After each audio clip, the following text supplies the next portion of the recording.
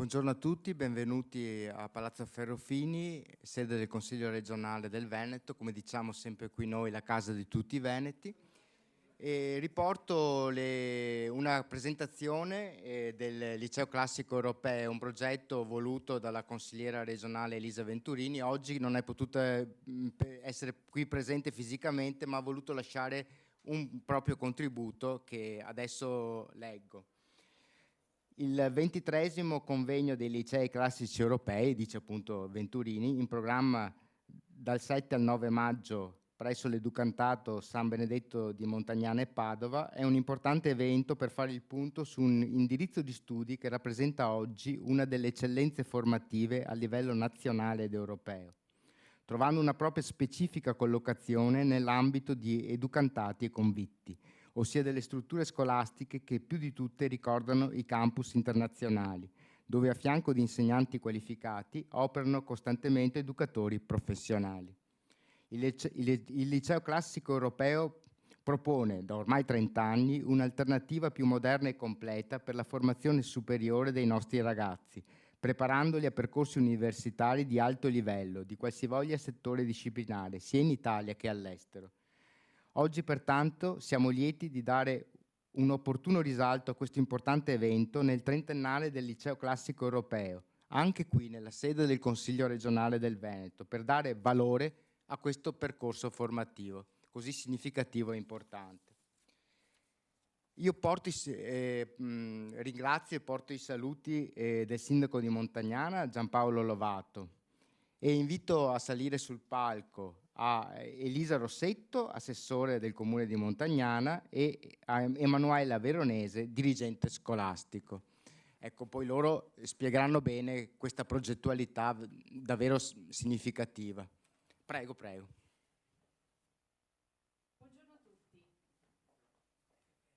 Buongiorno a tutti.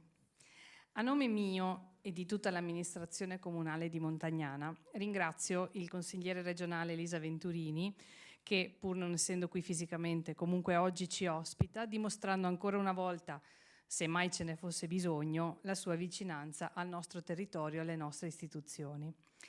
Saluto anche la dirigente scolastica dell'Educandato Statale San Benedetto, la dottoressa Emanuela Veronese, qui con noi oggi, insieme alle educatrici Chiara Borsato e Giuseppa Agnello e una rappresentanza degli studenti che, nonostante il giorno di vacanza, e questo va detto, hanno deciso di essere qui a condividere questa importante tappa istituzionale che sarà coronata dal convegno nazionale dei licei classici europei dal 7 al 9 maggio proprio nella nostra città di Montagnana. Io mi trovo davanti a voi oggi con grande emozione per celebrare questo grandissimo traguardo straordinario, i 30 anni del Liceo Classico Europeo di Montagnana. Un istituto che per me, ma credo anche per voi, non è solo luogo di apprendimento, ma è un vero e proprio crocevia di sogni, di aspirazioni e di crescita personale. Come ex alunna della prima classe partita, non posso fare a meno di rivivere i ricordi di quegli anni formativi in cui ho avuto l'opportunità di esplorare non solo le meraviglie della cultura e del mondo classico, ma anche il concetto di Europa. Per noi allora un sogno, per voi oggi una preziosa realtà che ci unisce e ci arricchisce quotidianamente. Ogni lezione, ogni discussione, ogni amicizia nata tra i banchi di scuola hanno contribuito a plasmare la persona che sono oggi. Il Liceo Classico Europeo, che noi abbiamo sempre chiamato LCE per brevità, quasi come fosse una cosa di famiglia, ha sempre avuto una visione lungimirante, promuovendo non solo l'eccellenza accademica, ma anche e soprattutto valori fondamentali come il rispetto, la tolleranza e la curiosità verso il mondo. Questi principi sono essenziali per costruire una società coesa e aperta e sono orgogliosa di poter dire che il nostro liceo ha svolto un ruolo cruciale in questo percorso. In qualità invece di assessore comunale, sono particolarmente felice di vedere come il Liceo Classico Europeo continui ad essere un faro di cultura e innovazione nella nostra comunità. La sua storia è intrecciata, oltre che con la mia personale, anche con quella della nostra città. E insieme possiamo continuare a lavorare per un futuro in cui voi giovani e tutti gli altri giovani possiate sognare in grande e realizzare le vostre ambizioni. Oggi, mentre ci avviciniamo a questo importante anniversario, voglio esprimere la mia gratitudine a tutti coloro che hanno contribuito a rendere il Liceo Classico Europeo un luogo speciale. Chi nel 1995 ci ha fatto comprendere l'importanza di quello che allora sembrava un progetto enorme, i genitori che ci hanno creduto e ci hanno accompagnate la sera a spiegare ai nostri coetanei che cosa potesse significare compiere questo passo, gli insegnanti, gli educatori e gli studenti di ieri e di oggi. Tutti voi avete reso possibile questo viaggio e continuate a ispirare le nuove generazioni. Concludo quindi con un augurio: che i prossimi 30 anni siano altrettanto ricchi di successi, scoperte e soprattutto di sogni realizzati. Insieme possiamo costruire un'Europa migliore, uniti nella diversità e nella cultura. Grazie.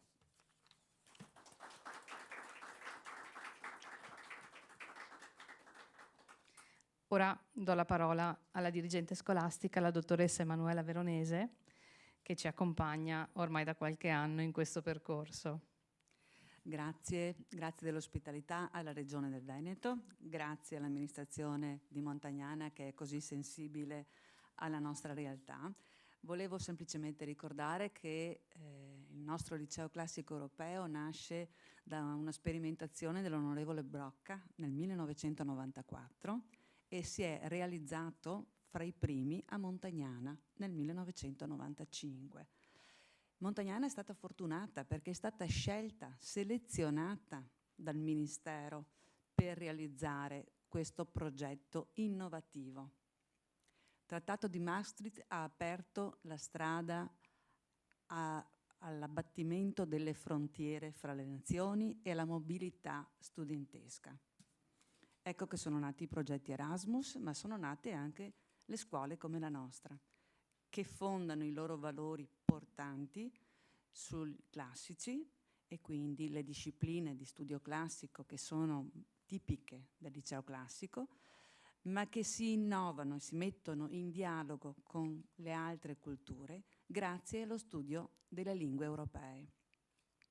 Le lingue europee che non sono viste solo come un tramite per entrare più direttamente nel mondo di altre culture, di altre realtà, ma sono proprio strutturali allo studio. Infatti dalla seconda classe noi realizziamo la CLIL, quella che adesso è diventata quasi una caratteristica degli ultimi anni. Noi l'abbiamo sperimentata dal 1995, quindi l'insegnamento in una lingua straniera di una disciplina in italiano. Quindi per noi era ed è insomma diritto dalla seconda classe in inglese e storia dell'arte in spagnolo dalla terza.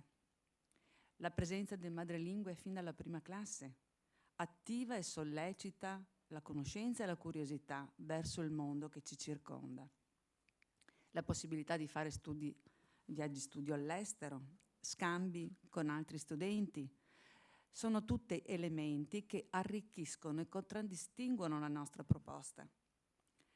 Anche se vogliamo vedere il repertorio delle persone che formano la nostra comunità educante, gli studenti che vengono a Montagnana anche dai comuni più lontani, perché è un po' una caratteristica nella provincia di Padova, ci siamo solo noi, nel Veneto sono solo 3, in Italia circa 25, quindi sono delle rarità, delle eccellenze, che trovano la loro collocazione solo nei conviti e negli educandati, perché è possibile fare la residenzialità, il nostro monte ore è di 37 ore settimanali, quasi come un rapporto di lavoro diciamo nello Stato o nel privato. Quindi la possibilità anche di accogliere gruppi di studenti e di andare da gruppi di studenti. Oltre agli studenti, la componente del personale docente, che è particolarmente preparato per questo tipo di docenza. E la cosa specialissima, peculiare, è la presenza degli educatori, personale dello Stato che accompagna nei momenti educativi, che sono anche le pause del pranzo, ma è anche soprattutto lo studio guidato pomeridiano, ma è anche l'attività in corresponsabilità con i docenti durante i laboratori. I nostri pomeriggi sono caratterizzati proprio da attività laboratoriali, che non sono solo lavori pratici, come è caratteristico magari in altri ordini di scuola. Il laboratorio viene visto come un luogo fisico. Invece per noi il laboratorio è un connubio fra il luogo fisico, le persone e gli artefatti culturali che vengono manipolati durante questo laboratorio. Per cui c'è il laboratorio di greco, c'è il laboratorio di latino, c'è il laboratorio di fisica, cioè c'è il laboratorio di filosofia, anche di discipline non materiali, ma su cui i ragazzi, con i loro docenti e i loro educatori, si spendono per riappropriarsi di contenuti e di oggetti culturali che servono a crescere. Quindi non un apprendimento che passa solamente a livello trasmissivo, ma un apprendimento che si fa concreto e che per questo appassiona ed entra più forte nel cuore dei nostri ragazzi, che possono imparare anche facendo. Imparare facendo, imparare ad apprendere, che sono le abilità europee che ci vengono richieste. Ecco perché la nostra scuola non ha, come dire, un'uscita univoca in un ambito disciplinare universitario, ma apre a tutte le possibilità, perché i nostri ragazzi quando escono sono abituati ad imparare, a studiare, a misurarsi con i saperi, perché hanno gli strumenti per poterne avere contezza e per poterli dominare. Quindi un'apertura anche a una vita futura universitaria ricca di soddisfazione. Abbiamo studenti che hanno percorso tantissime tipologie di corsi di studio, in lauree in medicina, in fisica, in giornalismo, in biologia. Quindi il nostro classico europeo è veramente un percorso di studi che apre a tutte le opportunità, ma soprattutto con l'obiettivo di aprire ai nostri compagni vicini degli stati che ci sono accanto nell'Unione Europea, ci apre e ci fa respirare questa dimensione che ci consente di sentirci vicini e simili agli altri, perché ne riconosciamo le profonde identità e le profonde relazioni che ci legano.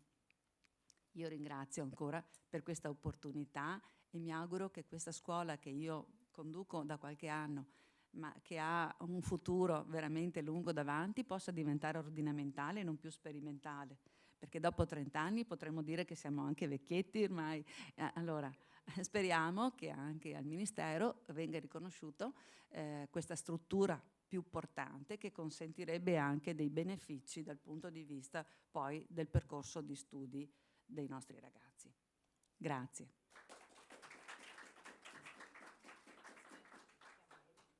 Sì, allora se le nostre educatrici vogliono accomodarsi da questa parte, abbiamo l'educatrice Borsato e l'educatrice Agnello, che sono le rappresentanti sia di Padova che di Montagnana, perché l'assessore di Montagnana ha nominato solo la città di Montagnana. In realtà abbiamo una sede anche da un po' di anni anche a Padova, presso il convitto Magarotto. Quindi abbiamo 2 sedi che hanno veramente un numero di studenti rappresentativo molto significativo, per cui oggi in questa sede abbiamo portato sia i rappresentanti di Padova che i rappresentanti di Montagnana, proprio perché la scuola è unica, anche se ha delle specificità a secondo del luogo in cui si trova a essere collocata. Ecco allora l'educatrice Agnello per la sede di Padova e poi l'educatrice Borsato per la sede di Montagnana. Prego e grazie. Buongiorno a tutti e grazie intanto alla dirigente che mi ha dato... Ok, grazie. Allora, dicevo grazie a tutti voi che siete qui e un grazie alla dirigente per questa possibilità di poter parlare della mia professione, che ritengo complessa ma veramente appassionante. La funzione educativa infatti si esplica in una serie articolata di attività che comprendono l'attività educativa vera e propria, intesa come promozione della crescita umana, civile e sociale dell'allievo. Le attività che sono ad essa funzionali, come il tutoraggio allo studio, i rapporti con le famiglie e con i docenti, e i compiti di accoglienza e anche di accompagnamento. Le attività aggiuntive possono essere i progetti con le agenzie del territorio, gli scambi e gemellaggi con le altre istituzioni educative e la condivisione degli spazi e delle opportunità extra scuola offerti dal territorio. L'educatore opera in modo diverso per ogni singolo studente, nella sua individualità e nel suo essere membro del gruppo di riferimento. Ne cura l'aspetto relazionale, trasferendo nei suoi allievi il suo vissuto personale positivo e instaurando con loro un rapporto di fiducia e di reciprocità. E quando dico di reciprocità intendo proprio sottolineare il fatto che molti studenti, anzi tutti gli studenti nel loro piccolo, danno qualcosa a noi che ci arricchisce della professionalità. Nel liceo classico europeo l'educatore lavora in una forte integrazione con i docenti ed è in compresenza che realizza i laboratori. Questo laboratorio viene inteso come spazio culturale che è finalizzato alla didattica, dove gli studenti lavorano in maniera concreta, lavorano a scuola e lavorano insieme, in piccoli gruppi strutturati, facendo attività diversificate con supporti multimediali. Tutto questo per dare una maggiore interattività che in questi giorni ci viene maggiormente richiesta. Se siamo abituati a pensare al laboratorio come ad un'esperienza meramente pratica, occorre immaginare questo momento come un'attività culturale. Tutto quello che gli altri licei fanno nelle proprie stanze, gli studenti degli altri licei fanno nelle proprie stanze in solitudine, per noi è oggetto di quotidiana interazione, strutturata, mediata e finalizzata, oltre che all'apprendimento, a consolidare le competenze che i nostri ragazzi nei 5 anni acquisiscono. Si fanno traduzioni, conversazioni in lingua, mappe concettuali, PowerPoint, podcast. Il laboratorio è un vero e proprio esperimento di vita per i nostri ragazzi, che nell'ambiente protetto e strutturato dell'istituzione scolastica si mettono alla prova e imparano a realizzare i propri obiettivi insieme. Inoltre l'educatore cura in modo particolare le classi del biennio, perché è per loro un punto di riferimento sia comportamentale che educativo. Attraverso l'osservazione, la riflessione e la partecipazione attiva durante i laboratori, l'educatore contribuisce a far sì che gli studenti acquisiscano un metodo di studio efficace ed adeguato al piano formativo in continuità con gli insegnanti curriculari. Nel presentare il ruolo e la funzione del personale educativo nel liceo classico europeo, è fondamentale ricordare, oggi più che mai, che gli educatori, così come sono intesi nell'ambito degli educandati e dei convitti, non sono figure funzionali a singole situazioni specifiche, bensì delle risorse che supportano l'intero gruppo classe nelle dinamiche relazionali. La relazione con gli adolescenti rappresenta infatti un momento fondamentale e centrale del lavoro degli educatori. Insegnare le regole in un contesto empatico e inclusivo è la parte più rilevante e consistente di questa professione. Grazie ad un ascolto empatico e a un comportamento misurato, noi educatori aiutiamo i ragazzi a comprendere il punto di vista degli altri, ad essere più consapevoli e presenti nella vita reale, delimitando il perimetro e il peso specifico di quella virtuale, oggi sempre così pesante e influente nella vita dei ragazzi. In una prospettiva ribaltata e costruttiva dell'esperienza scolastica, riteniamo infatti che le piccole criticità quotidiane e relazionali contengono un prezioso potenziale educativo e formativo. Queste infatti costituiscono per i nostri ragazzi una vera e propria palestra di vita, l'occasione per imparare l'arte della mediazione, del compromesso, dell'accettazione delle diversità, con un supporto sempre vigile e proattivo di noi educatori. Un altro potente strumento che utilizziamo per creare un clima educativo sereno è sicuramente quello della creatività, rendendo la loro esperienza scolastica pienamente appagante. Noi educatori, in collaborazione con i docenti, lavoriamo per allestire, per esempio, spettacoli di teatro o coordiniamo i progetti del giornalino d'istituto. Grazie a queste attività extracurricolari, divertenti e formative e al di fuori della logica del voto, valorizziamo i talenti e creiamo spazi di interazione positiva tra ragazzi. Un'interazione mai fine a se stessa, ma sempre finalizzata al raggiungimento di un obiettivo comune. Per loro una recita o una messa in pagina di un articolo. Per noi invece la certezza di aver creato una squadra di lavoro affiatata ed entusiasta.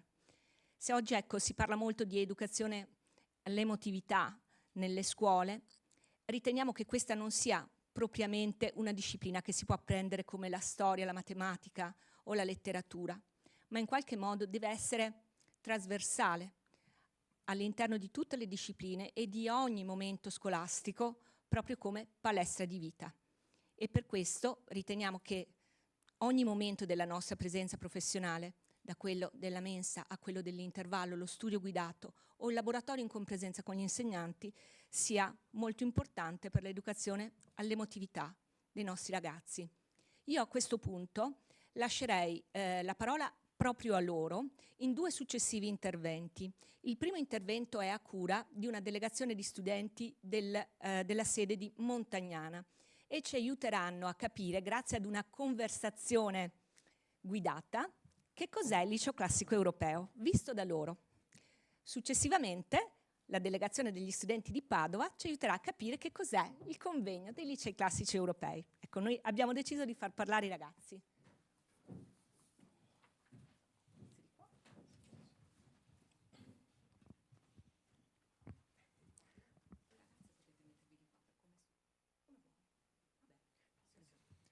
Buongiorno a tutti, non ricordo più che scuola fate, intanto piacere di conoscervi. Classico, scientifico, linguistico. Ma no, né l'uno né l'altro. Io faccio, anzi noi facciamo il liceo classico europeo. E cos'ha di tanto speciale questo liceo classico europeo? È un liceo che mi prepara non solo all'università, ma anche alla vita vera.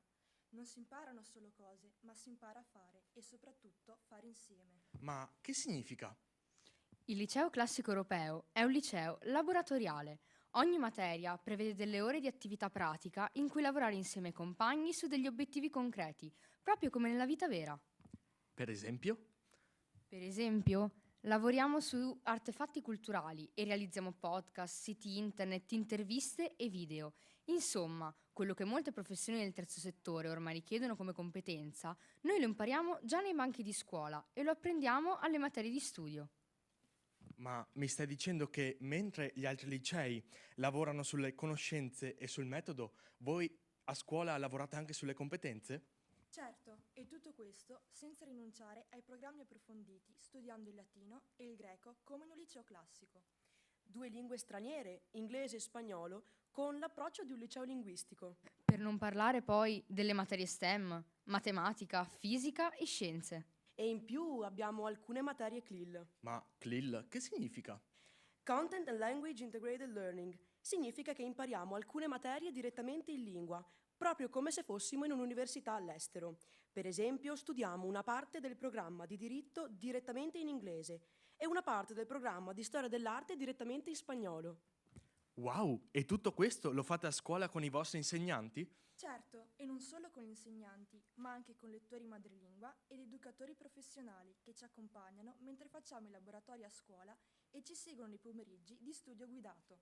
Studio guidato, cosa intendi di preciso?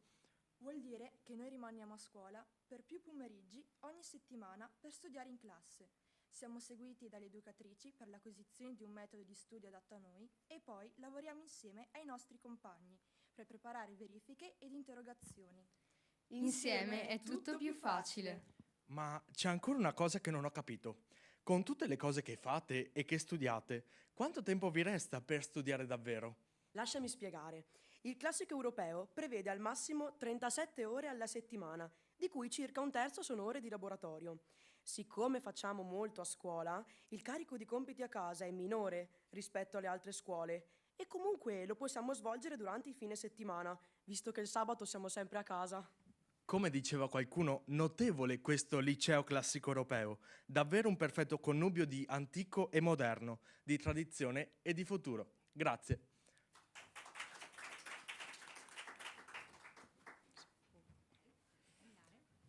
Adesso inviterei qui i ragazzi di Padova, le ragazze, le studentesse di Padova, che ci spiegheranno che cos'è il convegno dei licei classici europei. Il Convegno nazionale dei licei classici europei d'Italia è un evento che viene organizzato annualmente dall'ANIES, associazione che riunisce gli educandati statali e i convitti presenti nel territorio italiano e ne supporta la comunicazione e la progettualità. Quest'anno la 23esima edizione del Convegno dei licei classici europei si terrà presso la sede dell'Educandato statale San Benedetto di Montagnana, nelle giornate comprese fra il 7 e il 9 maggio. Saranno 3 giorni molto importanti in cui educatori, studenti, docenti e anche i rettori si confronteranno su diverse tematiche, per esempio quelle che sono le realtà locali oppure le prospettive per il futuro.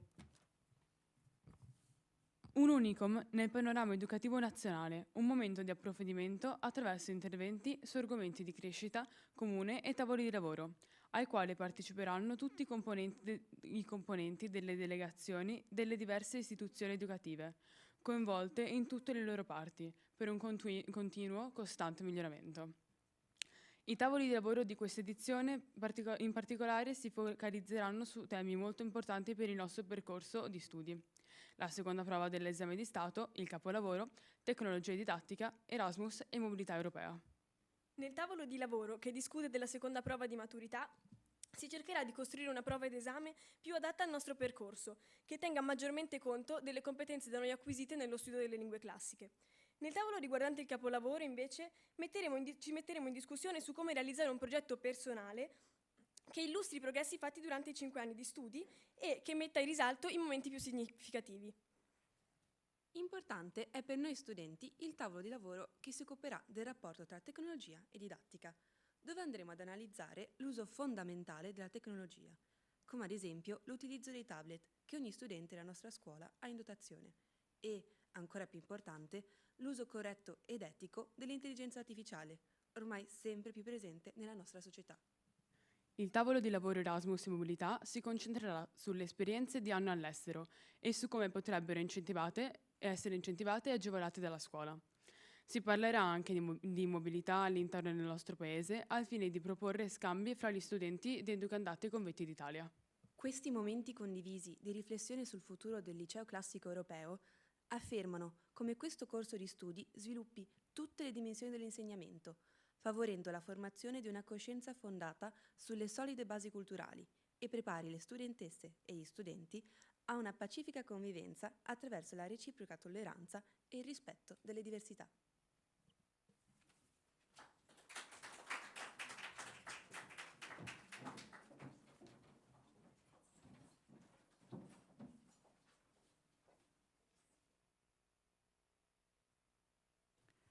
Ecco, credo che ciascuno per la propria parte abbia potuto rappresentare il cuore di questa scuola, che, come è stato sottolineato, è un unicum con gli altri convitti educandati nel panorama scolastico italiano.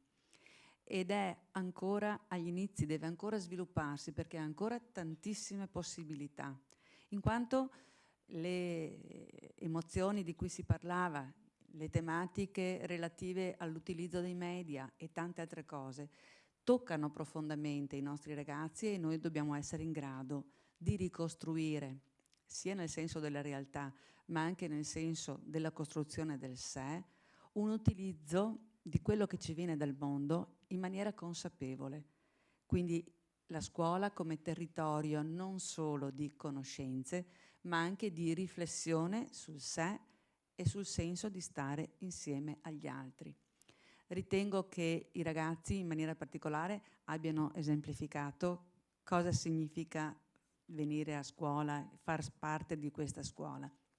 Noi ci auguriamo che le istituzioni siano sempre sensibili e siano sempre ricettive nell'ascoltare quelli che sono gli input che derivano da questa particolare esperienza e che ci aiutino e ci consolidino anche in quelle che sono le strutture che consentono il permanere della nostra scuola nel panorama italiano, che è veramente ricchissimo, ma noi, diciamo, ne abbiamo una grande parte di eccellenza.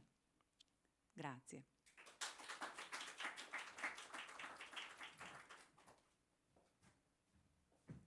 Beh, non vi resta che ringraziarvi della vostra presenza qui oggi, un grosso in bocca al lupo per i lavori che vi aspettano appunto in queste 3 giornate del convegno.